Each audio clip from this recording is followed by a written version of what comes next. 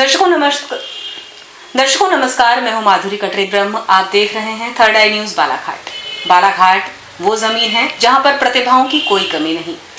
IAS IPS से लेकर के बॉलीवुड तक अपनी चमक बिखेर चुके हैं यहाँ के सितारे। एक ऐसे ही सितारे से आज हम आपको रूबरू करवा रहे हैं बालाघाट में जन्मी, यहीं पर पली बढ़ी एक खास शख्सियत से, जिनका नाम है नगीना बोबचे।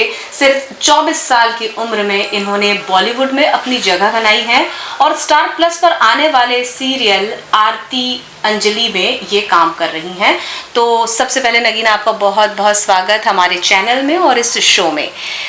शुरुआत करेंगे आपके बचपन से, तो कहाँ आपका जन्म हुआ और कैसे आपकी पढ़ाई लिखाई हुई, ये जानना चाहेंगे। हाँ, तो मेरा जन्म हुआ है बालाघाट सिटी में।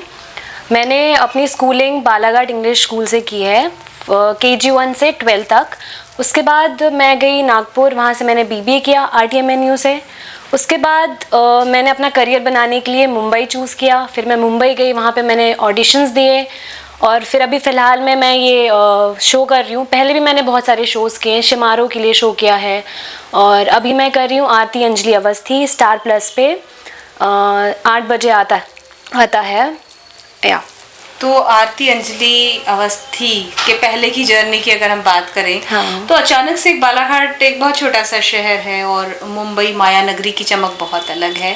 ये सफ़र कैसा रहा, कैसे जहन में आया कि मुझे मुंबई जाना है या इस इंडस्ट्री का हिस्सा बनना है? पहले से ही बचपन से ही मुझे काफ़ी शौक था कल्चरल एक्टिविटीज़ में, like dancing, singing, fancy dress. मैं बचपन से ही, बट कभी सोचा नहीं था कि मैं वहाँ तक पहुँचूँगी। बस होता है ना, सब में इंटरेस्ट होता है और हमारा जैसा एनवायरनमेंट है यहाँ पे, कोई ऐसे गया नहीं है, तो कभी सोचा नहीं था कि मैं भी कभी जाऊँगी, आगे बढ़ूँगी। बट धीरे धीरे स्टेप बाय स्टेप शायद डेस्टिनी मुझे वहाँ लेकर जाना चाहती थी। तो मैंने ग्रेजुएशन किया। 12 तक तो मेरा कोई आइडिया नहीं था कि मैं ये सब चीज़ें करूँगी। फिर मैं कॉलेज में गई, वहाँ मेरी एक सीनियर थी, वो मॉडलिंग फैशन शोज़ वगैरह करती थी। तो मैंने सोचा चलो ट्राई करते हैं। तो मैंने उनसे पूछा कि आपने कहाँ से किया, आप मुझे भी बताइए। तो मैंने ट्राई किया रैम शोज़ वगैरह।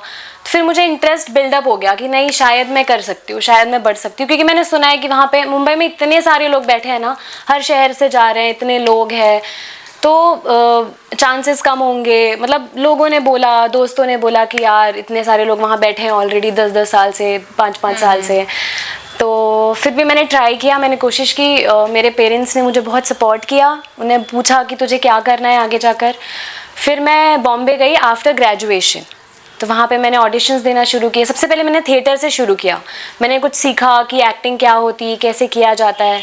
वहाँ पे मेरे कॉन्टैक्ट्स बने। कास्टिंग डायरेक्टर्स होते हैं जो जिनको हमें ऑडिशंस भेजने होते हैं, तो हमें ऑडिशंस भेजते हैं। फिर स्टार्टिंग में मैंने कुछ छोटे मोटे रोल्स भी किए, लाइक छोटे मोटे सीरियल्स में, ये रिश्ता क्या कहलाता है, नागिन में किया मैंने। ऐसे करते करते धीरे धीरे मेरे कॉन्टैक्ट्स बने और फिर फाइनली, इससे पहले भी मैंने एक कंटिन्यूटी शो किया है शिमारो पे, बालाजी प्रोडक्शन का था वो। और अभी फ़िलहाल ही मैं स्टार प्लस पे कर रही हूँ, कोलकाता में उसकी शूटिंग हो रही है। तो कोलकाता में जो आपकी शूटिंग चल रही है आरती अंजलि अवस्थी की, इस पर आएंगे, लेकिन इससे पहले कुछ बातें करनी है आपकी फैमिली के विषय में। परिवार में कौन कौन है, कैसा बैकग्राउंड रहा, ये जानना चाहेंगे। हाँ, तो मेरे फैमिली में है मेरे मम्मी पापा, मेरे भाई, मेरे दादाजी, मेरे चाचा, मेरी चाची और उनकी 2 बेटियाँ हैं। तो हम लोग का बैकग्राउंड ज़्यादातर सबको ही डॉक्टर्स ही है, मोस्टली सब डॉक्टर्स है। पापा डॉक्टर है, मेरे दादाजी डॉक्टर थे, मेरा भाई भी डॉक्टर है और जो मेरी बहनें हैं वो भी डॉक्टरी की कोर्स कर रही है, लाइक MBBS कर रही है वो लोग। तो मतलब सब कुछ पढ़ा लिखा माहौल था। मेरी मम्मी गवर्नमेंट टीचर है, मेरी आंटी भी गवर्नमेंट टीचर है। मतलब बेसिकली हर कोई मतलब एजुकेशनल फील्ड से है, हाँ, मेडिकल फील्ड से है। और वैसे भी जैसे जो मेरे मामा है और ये सब कोई मेडिकल फील्ड से, मोस्ट ऑफ द पीपल। तो इसलिए फिर मैंने कभी सोचा नहीं था कि सब पढ़ने लिखने वाले, तो थोड़ा सपोर्ट का वो था कि मिलेगा या नहीं मिलेगा। हेजिटेशन हुआ स्टार्टिंग में बोलने में, बट फिर मम्मी पापा से मैंने शेयर किया, स्पेशली मम्मी से जब मैंने शेयर किया तो मम्मी ने बोला ठीक है, आप कर सकते हो, ट्राई कर सकते हैं, इतना इतना टाइम है। तो फिर मैंने ट्राई किया जाके। तो मतलब सबसे ज़्यादा सपोर्ट मुझे मेरे मम्मी पापा का मिला है कि ये आप लोग कर सकते हो, क्योंकि यहाँ पे एनवायरनमेंट ऐसा नहीं है ना। तो हमारे बालाघाट सिटी में ऐसा है कि कोई ज़्यादा गया है बाहर, तो बहुत टफ था मेरे लिए स्टार्टिंग में ये सब चीज़ें। बट जब मैं वहाँ गई तो भी मुझे मुश्किल लग रही थी चीज़ें। फिर मैंने सोचा कि शायद नहीं, कर सकती हूँ मैं, अगर मैं ट्राई करूँगी तो मैं कर सकती हूँ। मुझे टाइम लगा, मुझे करीबन 5 साल हो गए इंडस्ट्री में। मुझे टाइम लगा, स्टार्टिंग में मैं कोशिश करती रही। स्टार्टिंग में थोड़ा हारने वाला एक चीज़ें आई कि ठीक है यार, नहीं हो पा रहा है, बट फिर भी मैंने किया ट्राई कंटिन्यू, क्योंकि वहाँ पे ऐसे भी लोग हैं जो 10-10 साल से बैठे हुए हैं, हार के बैठे हुए हैं। तो एक होता है ना कि वो इफ़ेक्ट पड़ जाता है ये सब एनवायरनमेंट से। बट फिर मैंने सोचा कि हाँ, अपनी सिटी के लिए कुछ इतना तो कर ही सकते हैं कि या ऑब्वियसली कि आपका नाम बने। जब मैं वहाँ जाती हूँ तो मैं बताती हूँ कि मैं बालाघाट से हूँ, मध्य प्रदेश, तो मुझे बहुत प्राउड फील होता है जब मेरे शहर का नाम कोई लेता है बाहर, क्योंकि कोई जानता नहीं है ना। आप बताओ कि आप एमपी से बालाघाट से हो, तो उन्हें बताना होता है कि हाँ, हम बालाघाट सिटी से, तो प्राउड फील होता है कि हमारे सिटी का नाम बाहर लोग ले रहे हैं। बिल्कुल। मतलब डॉक्टर और टीचर्स के बीच से एक एक्ट्रेस निकल कर आई हैं, और ये जो एक्टिंग की जो दुनिया है या माया नगरी है, यहाँ पर हम अमूमन जो बाहर के लोग हैं इस इंडस्ट्री से, वो ये सुनते हैं कि बहुत एक्सप्लॉयटेशन है, बहुत शोषण होता है। हाँ। विशेषकर लड़कियों के विषय में आपका किस तरह का अनुभव रहा, कितनी सच्चाई आपने इसमें देखी? तो हाँ, स्टार्टिंग में जब मैं जा रही थी तो मेरे दिमाग में ये सब चीज़ें थी कि यार वहाँ पे गलत होता होगा, लोग आपके साथ गलत करते हैं या गलत तरीके से ही आप आगे बढ़ सकते हो। बट वहाँ जाके मैंने ये रियलाइज़ किया कि गलत हर जगह, हर फील्ड में, वो चाहे आप पढ़ाई के फील्ड में हो या वो आपकी इंडस्ट्री के फील्ड में हो, बुराई करना या गलत करना आपके ऊपर होता है। वहाँ आपके साथ कोई ज़बरदस्ती नहीं करता है जब तक आपकी परमिशन ना हो। वो पहले आपकी परमिशन लेंगे, अगर आपको कुछ गलत करना है तो आपकी परमिशन लेंगे, और गलत करना डिपेंड ऑन द पर्सन होता है कि अगर आप गलत करना चाहते हो। अभी तक मैंने ऐसा कुछ अनसेफ फील नहीं किया। Mumbai is very safest city. मैंने कभी वहाँ पे कुछ ऐसे अनसेफ फील नहीं किया। मैं रात में शूटिंग से आती हूँ 12 बजे 1 बजे अकेले, बट कभी मैंने अनसेफ फील नहीं किया। और अभी तक के लकीली मेरे साथ ऐसा कोई इंसिडेंट हुआ नहीं कि मुझे किसी ने कुछ ऑफ़र किया हो। तो अभी तक का मेरा जो एक्सपीरियंस था बहुत अच्छा था। मैंने कभी अनसेफ फील नहीं किया और अभी तक मुझे कुछ ऑफ़र नहीं आया। और गलत करने वाले करते हैं, मैंने वो भी देखा है कि जो गलत कर रहा है वो कर रहा है गलत। आप बालाघाट से गई, आप पढ़ रही थी, मुंबई में कोई गॉडफादर नहीं आपका, कैसे मौका मिला, पहला ब्रेक कैसे मिला, ये जानना चाहेंगे? तो मैंने स्टार्टिंग में, मुझे कुछ आइडिया नहीं था, ना कोई मेरे दोस्त, ना कोई मेरा बैकग्राउंड। तो मैंने सबसे पहले थिएटर ज्वाइन किया। एक फ्रेंड था, उसके थ्रू मैंने एक थिएटर ज्वाइन किया सीखने के लिए कि एक्टिंग क्या होती है, कैसे किया जाता है, कैसे परफॉर्म किया जाता है, कैसे कैमरा फेस किया जाता है। उसके बाद वहाँ पे कुछ कॉन्टैक्ट्स बने मेरे, जैसे मेरे दोस्त थे, फ्रेंड्स बने जो कास्टिंग डायरेक्टर्स थे, मतलब छोटे लेवल पे थे, बट उनको आइडिया था कि आप बड़े पे कैसे पहुँच सकते हो। तो मैंने छोटी चीज़ें, और सबसे पहले मैंने एक क्राइम अलर्ट किया था दंगल का, टीवी का शो। तो ये सबसे पहला मेरा स्टार्टिंग था। मैंने जस्ट ऑडिशन दे दिया और सिलेक्ट हो गई मैं। और अब मुझे रियलाइज़ ही नहीं हो रहा है कि अब मैं टीवी पे आने वाली हूँ। मैंने शो में सीरियल करके आ गई, शूट करके आ गई, तब मुझे रियलाइज़ हुआ कि अरे मैं तो टीवी पे आने वाली हूँ फर्स्ट टाइम। उससे पहले मैंने किया था छोटे मोटे ऐसे, बट वो टीवी नहीं था, लाइक यूट्यूब और ये सब चीज़ें थी। तो वो फर्स्ट मैंने किया था क्राइम अलर्ट। तो तब मुझे फील हुआ कि वाह, मैं टीवी पे आने वाली हूँ, मम्मी देखेगी। तो मम्मी लोगों को भी बहुत अच्छा लगा जब मैं फर्स्ट टाइम आई कि हाँ कुछ कर रही है एटलीस्ट ये। तो वहाँ से धीरे धीरे मैंने करना शुरू किया। फिर मुझे कॉन्फिडेंस आया कि मैं और चीज़ें ट्राई करती हूँ। फिर मैंने सीरियल्स के लिए ट्राई करना शुरू किया, जो 2-2 3-3 दिन के रोल्स होते हैं, वो किए मैंने स्टार्टिंग में। फिर वो करती गई, अच्छे कॉन्टैक्ट्स बन गए। फिर मैंने अपनी एक्टिंग में भी काफ़ी प्रैक्टिस किया, सब कुछ किया कि ताकि मैं अच्छे रोल्स के लिए सिलेक्ट हो सकूँ। मुझे लोग मिले जिन्होंने मुझे बताया मेरी गलतियाँ, कि मुझे क्या क्या करना चाहिए, इम्प्रूव करना चाहिए।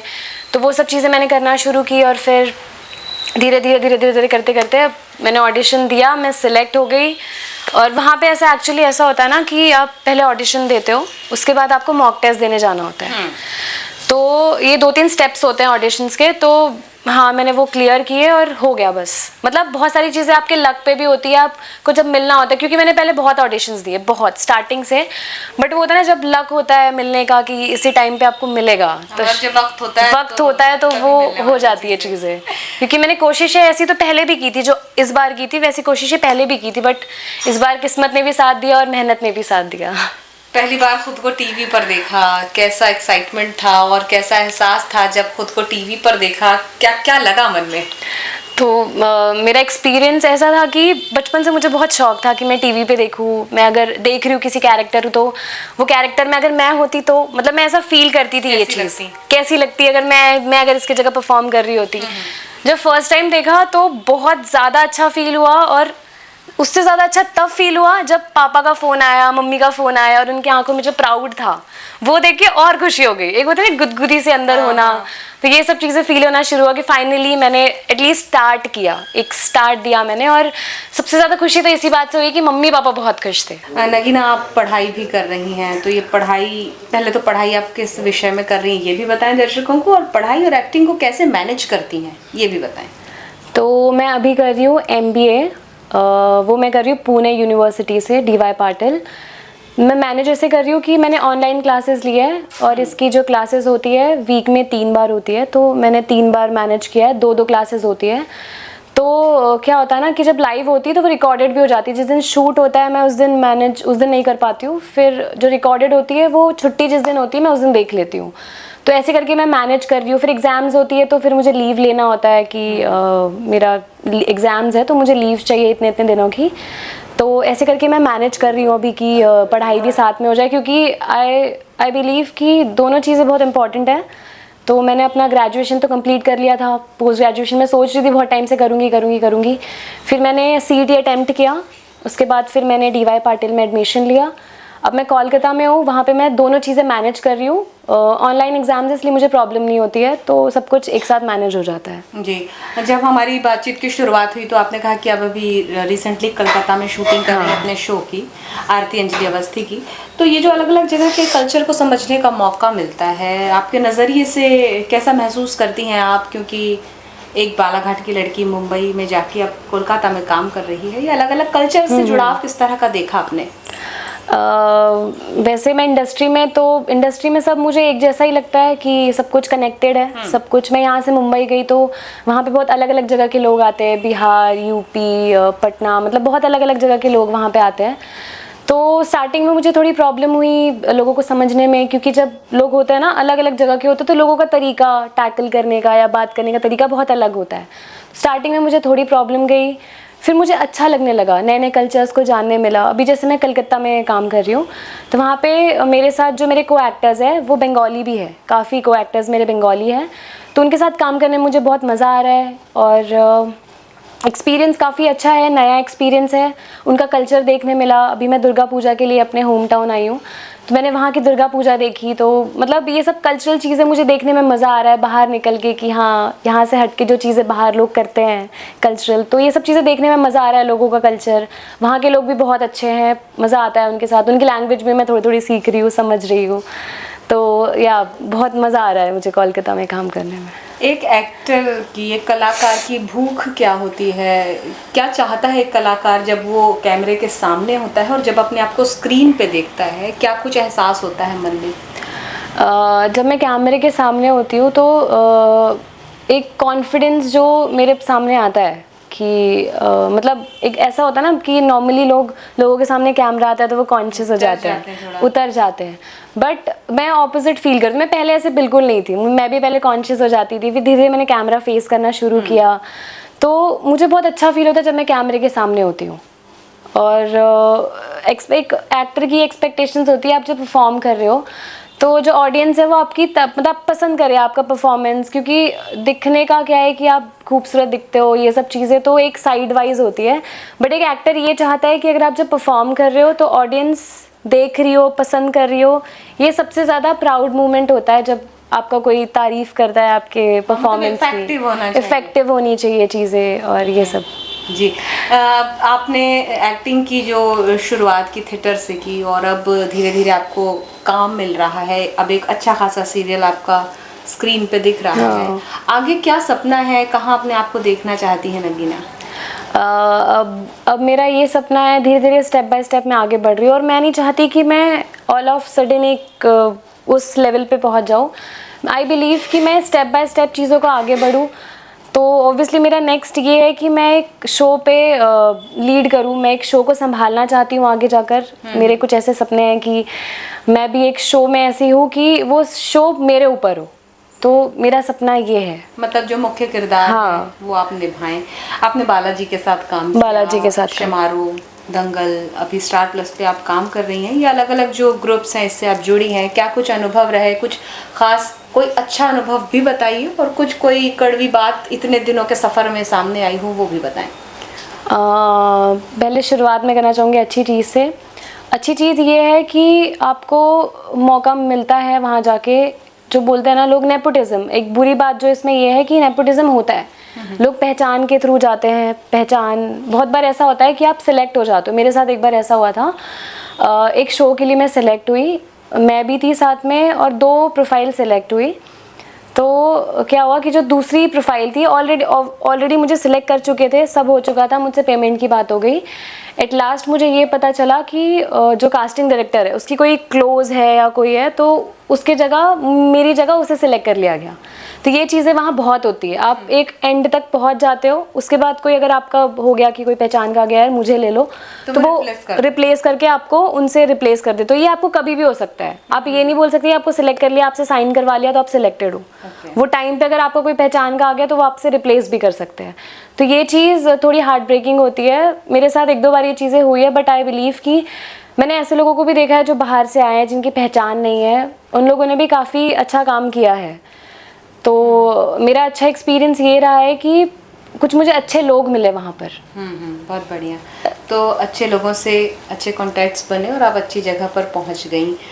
अब आपसे ये भी जानना चाहेंगे, ये तो आपके करियर की बात हो गई, पर्सनल बातें हो गई, शौक क्या है ये बताइए, क्योंकि ऐसा होता है ना कि हम बहुत ज़्यादा बिजी लाइफ जीते हैं तो अपने आप के लिए वक्त नहीं निकाल पाते। आपको क्या करने में सबसे ज़्यादा मज़ा आता है, शौक क्या है? शौक, मुझे ट्रैवलिंग करना बहुत पसंद है, मुझे अलग अलग जगह घूमना बहुत पसंद है, मुझे ट्रैकिंग करना, मुझे एडवेंचरस चीज़ें करना बहुत पसंद है। तो मुझे ऐसा लगता है कि हर 2-3 महीने में मैं कहीं बाहर चली जाऊँ घूमने, जैसे गोवा। मुझे पहाड़ों पे जाना बहुत पसंद है, तो मैं सब मुझे अच्छा लगता है घूमना फिरना ये सब चीज़ें, बट वही है ब्रेक नहीं मिल पाता है तो चीज़ें हो नहीं पाती है। ठीक, बहुत बढ़िया। अब जितने दर्शक आपको देख रहे हैं, कुछ लोग आपको सुन रहे हैं, कुछ लोग ये भी सपना देख रहे होंगे आपको इस वक्त स्क्रीन पर देखकर कि हम भी क्यों नहीं कर सकते ऐसा, उनके लिए क्या कहना चाहेंगी, क्या टिप्स हैं, या वो उनके लिए आपकी क्या सलाह होगी ये बताइए? हाँ, तो मैं ये बोलना चाहूँगी इस बात पे कि किसी के लिए मुश्किल नहीं है।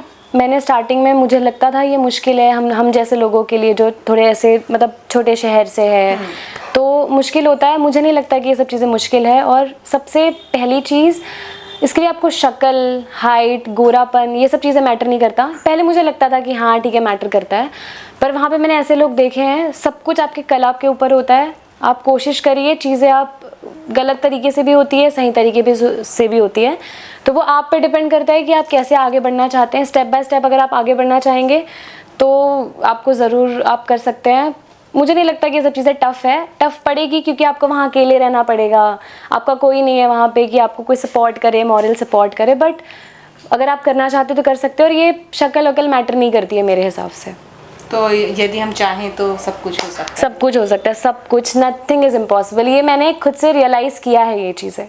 तो नगीना, बहुत शुभकामनाएं आपके लिए, आप आगे बहुत अच्छा करें, फिल्म इंडस्ट्री में आएँ और हम आपको ऐसे ही पर्दे पर देखते रहें। अपने बालाघाट की लड़की को जब हम देखें स्क्रीन पर तो हमें भी गौरव की अनुभूति होती रहे। बहुत शुभकामनाएं आपको, आपने इस शो में भाग लिया, हमारे दर्शकों के साथ अपने अनुभव साझा किए, आपका बहुत बहुत शुक्रिया। Thank you.